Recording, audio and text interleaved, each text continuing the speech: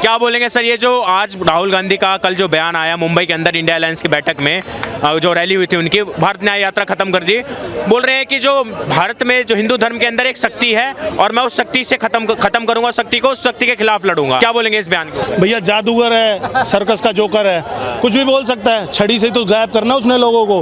कभी वो कहता है हिंदुत्व को खत्म कर दूंगा, जादूगर ही कर सकता है ऐसा, काले टोटके करने वाला ही कर सकता है। 100 करोड़ हिंदुस्तानियों के दिल से हिंदुत्व खत्म तो वो कर नहीं पाएगा।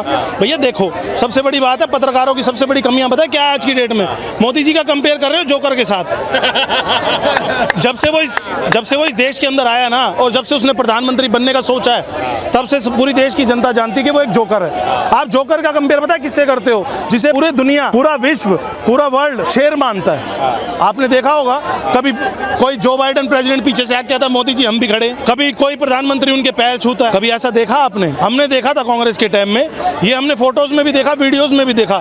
यासीन मलिक जिसने हिंद कश्मीरी पंडितों का, एयरफोर्स के ऑफिसरों का नरसंहार किया, जो आज तिहाड़ जेल में बंद है, उसे मनमोहन सिंह के यहाँ बुलाया गया, सोनिया सरकार कांग्रेस सरकार के अंदर, उसको साथ में बिठाया गया। आप देखो ना किसका कंपेयर किससे हो रहा है। जो पार्टी आतंकवादियों को आज तक सपोर्ट करती आई है, जो पार्टी आज तक देश विरोधी जितने तत्व हैं उनको सपोर्ट करती आई, क्या ये इस पार्टी ने कभी देखा कि लाल बहादुर शास्त्री की मृत्यु होने के बाद उसकी कार्रवाई करनी चाहिए थी? क्या उस पार्टी ने ये देखा कि 1947 का जो बंटवारा? बात सुन लो भाई साहब। कश्मीर में बीजेपी ने किस आतंकवादी पार्टी के साथ चुनाव लड़के अपने मुख्यमंत्री बनाए थे? बता दे भैया। किस आतंकवादी पार्टी के साथ? अब वो बताएंगे ना, बता दीजिए। अरे भैया यही तो कह रहे हैं कि आतंकवादी। बड़ा अच्छा रिप्लाई है ये भाई। बात करना चाह रहे हैं महबूबा मुफ्ती के लिए। जब भाजपा की सरकार बनी उन्हें महबूबा मुफ्ती को समर्थन दिया।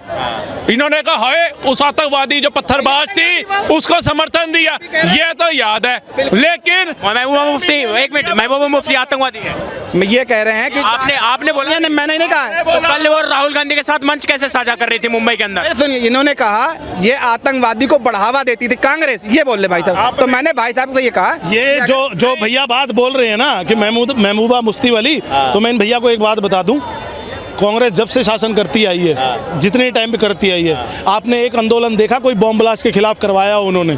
आपने एक आंदोलन देखा आतंकवाद के खिलाफ उन्होंने कराया हो? आपने एक आंदोलन देखा 84 के दंगों के खिलाफ उन्होंने भाई नहीं जाते ना, सीधा बात है भैया। देखो आप लोग गुमराह हो। जब हमारे पे पाप चढ़ जाते ना, हम सारे हिंदू हैं भाई, बिल्कुल, हमसे कोई गलत पाप हो जाता है हम कहाँ जाते हैं? गंगा जी। कांग्रेस से जितने पाप हुए हैं वो बीजेपी में आके धोना चाहते हैं, क्योंकि उन्हें भी लगता है कि बीजेपी पार्टी साफ पार्टी है। ये बात मेन है। अच्छा। और जो छोड़ के जाता है ना, पता है क्यों जाता है? किसी को एमएलए की टिकट नहीं मिलती, किसी को मंत्रालय नहीं मिलता, तब वो छोड़ के जाते हैं, क्योंकि उनका स्वार्थ होता है वहां पे। ये कारण रहता है। तो मेरे कहने का मतलब ये भी है, तो ब्रजभूषण सिंह को बाहर क्यों कर दिया? अगर वो कब बाहर चलाते हो बीजेपी से बाहर कब कर दिया? उसके बारे में एक मिनट सर, ब्रजभूषण सिंह जी को बाहर कब कर दिया गया? टिकट कैंसिल कर दी उनकी। बाहर नहीं, बीजेपी से बाहर नहीं हुए। केसरगंज से उनकी टिकट कैंसिल कर दी। तो वसुंधरा राज्य को भी हटा दिया भाई, अगर गंगा ही दिया, वसुंधरा राज्य को भी हटाया, बाहर कर दिया है। गंगा क्यों नहीं लाया? बात कर रहे हैं ना आप, सुनिए गंगा की बात। आप पूरी करने ही नहीं देते, फिर आप बोलने लग जाते हो। आप एक बात सुनो, आप एक बात सुनो।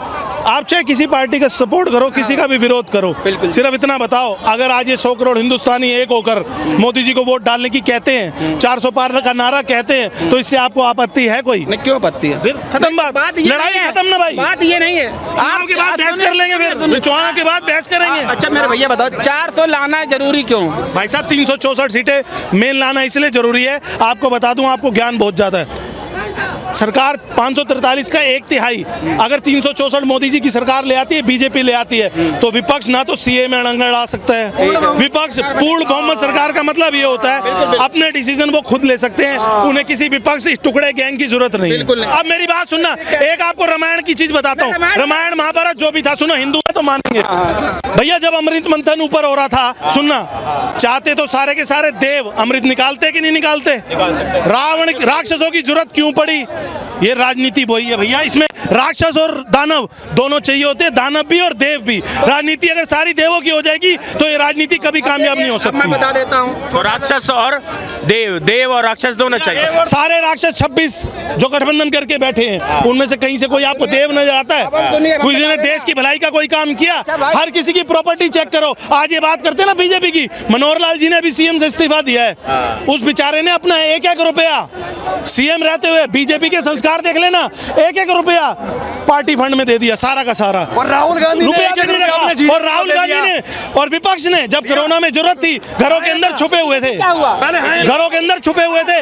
जब इन लोगों को बिहार जाना था, इन लोगों को यूपी जाना था, कोई बाहर नहीं आया। सीधा सीधा ना एक ही कैलकुलेटर पे टोटलिंग करके बता देता हूँ, 2014 से पहले कितनी हमारी नारियां, कितनी हमारी बहनें, कितनी हमारी बेटियां कौन से आईएएस के पद पे थी, कौन सी मंत्रालय पे थी, कितनी थी? उसके मुकाबले आप मेरे हिसाब से 444 हो गई होंगी। 1-2 मत गिनवाओ, आज गिनवाओ, आज मोदी जी की गिनवाओ, कितनी नारियों को दिया गया सम्मान, कितनी आईएएस है? हाँ गिनो 40 साल से आरक्षण का बिल अटका हुआ था, उसको क्यों नहीं पास कराया कांग्रेस? आरक्षण, महिला आरक्षण बिल। बात सुनिए, महिलाओं को दबाना था ना इन्होंने जिंदगी भर। आपने देखा ना ये अभी जो हुआ संदेश खाली का हाल, बंगाल के अंदर कम से कम 100 संदेश खाली जैसी घटनाएं हैं बंगाल के अंदर। ये किया इनकी पार्टियों ने। हमारे भाई जो कह रहे हैं कि अगर जेपी वालों ने दान दिया, ठीक है, तो एक हमारे बाबा हैं हरिद्वार वाले, उनकी प्रॉपर्टी कैसे बढ़ गई? अरे सुन तो ले मेरे भैया, अरे सुन लो। और एक हमारे बीसीआई के अभी उपाध्यक्ष प्रॉपर्टी बढ़ गई है। अरे भैया मुझे नहीं पता, मैं सुन रहा हूँ। आपने कहा कागज है आपके पास? मेहनत करियो, योगा करे यार, क्या हो गया? तुम मेहनत कर लो। तुम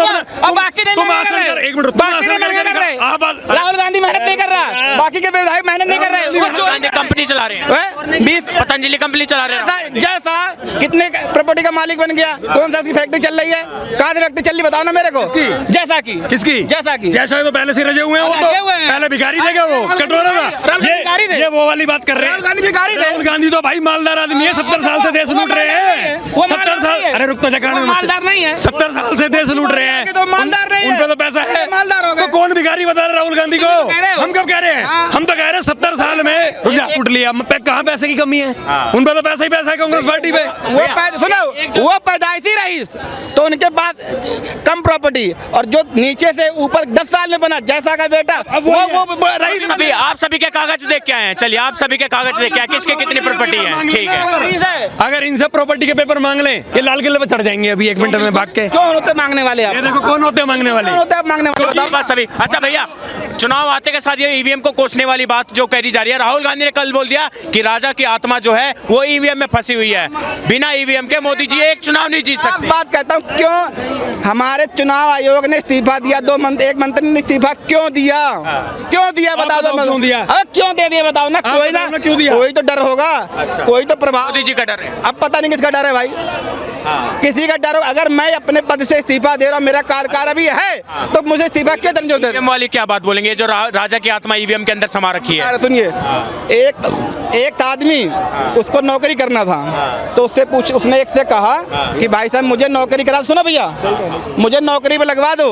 तो उसने बोला तुम्हारे अंदर क्या क्वालिटी है कि तुम्हें नौकरी में लगवा दे? तो उसने बोला कि मैं आदमी को देख के बता देता हूँ कि इसके अंदर क्या क्वालिटी है।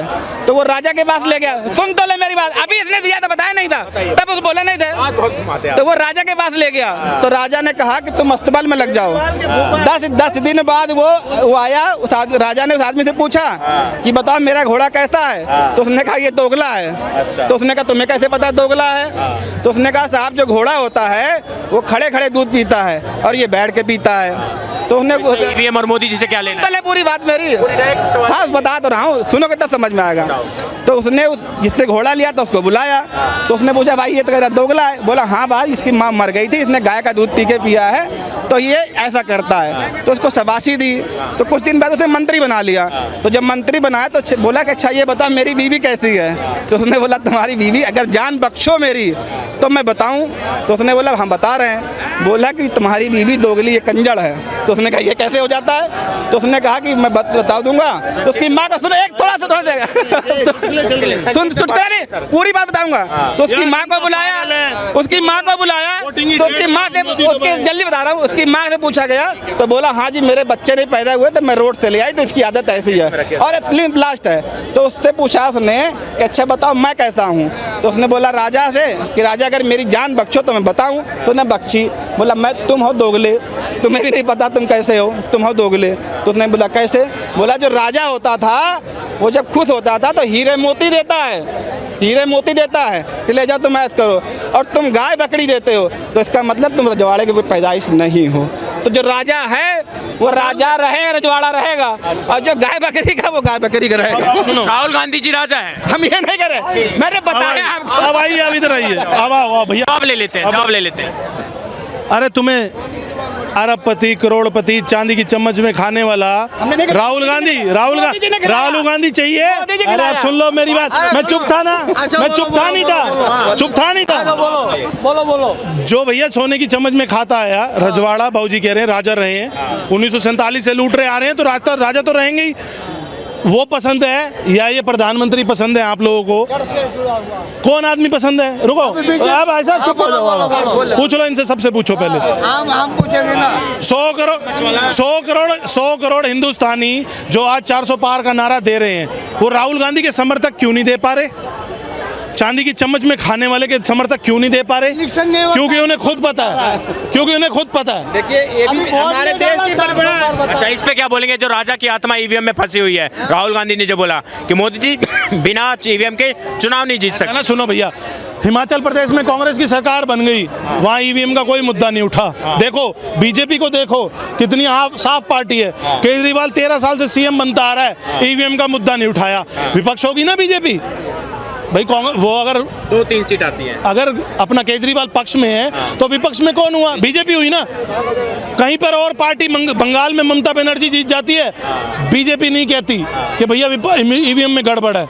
मोदी सरकार बन जाती है, कहीं पे मोदी जी जीत के आ जाते हैं, हाय बीजेपी, हाय ईवीएम, हाय बीजेपी, हाय ईवीएम, इसके अलावा कुछ नहीं होता। अब इन्हें एक मिनट साहब, आप मुझे बोलने दो, आप बोलने दो। इन्हें मेन मुद्दा नजर नहीं आ रहा, इन्हें मेन मुद्दा कुछ नजर नहीं आ रहा। हम बता तो रहे, खेला ईवीएम का नहीं है। 100 करोड़ हिंदुस्तानियों का दिल हैक कर रखा है जिस पार्टी ने, जिस प्रधानमंत्री ने, उसमें ईवीएम का लफड़ा ही नहीं है। मेरी सुन लो भाई, हैक इन्हें दिलों को हैक कर रखा है। हैक दिल हुए पड़े हैं, लेकिन इन भैयाओं में क्यों गड़बड़ है? इन लोगों की दुकानें नहीं चल पा रही, इनकी चोरियां ढंग से हो नहीं पा रही, इसलिए इनको दर्द है। पहले चुनाव के बाद ईवीएम का ठिकरा फोड़ा जाता है, चुनाव से पहले। सुनो, और सुनो, 4 जून के बाद जब रिजल्ट आएगा, इनके जैसे विपक्षी पता है कहाँ होंगे? जेल में। 4 साल 8 महीने तक जेल में। ये मोदी के नाम पे ही राशन लेंगे, जेल में ये मोदी के नाम पे ही वैक्सीन लगवाएंगे, ये मोदी के नाम पे ही 5 लाख का बीमा लेंगे, ये मोदी के नाम पर ही अपने बच्चों को घुमवा के आएंगे। देखो ये मोदी जी ने बनाया है, और 4 साल 8 महीने बाद फिर शुरू हो जाएंगे विपक्ष विपक्ष विपक्ष विपक्ष। ये कहानी। सुनो, ये क्या कह रहे हैं कि हमारे सबसे अच्छे प्रधानमंत्री। अब आप बताना, 5 राज्य में चुनाव हुए, मध्य प्रदेश, राजस्थान और छत्तीसगढ़, तेलंगाना, 5वां प्रदेश कौन सा था? मणिपुर। पूछो क्यों नहीं गए प्रधानमंत्री वहाँ से?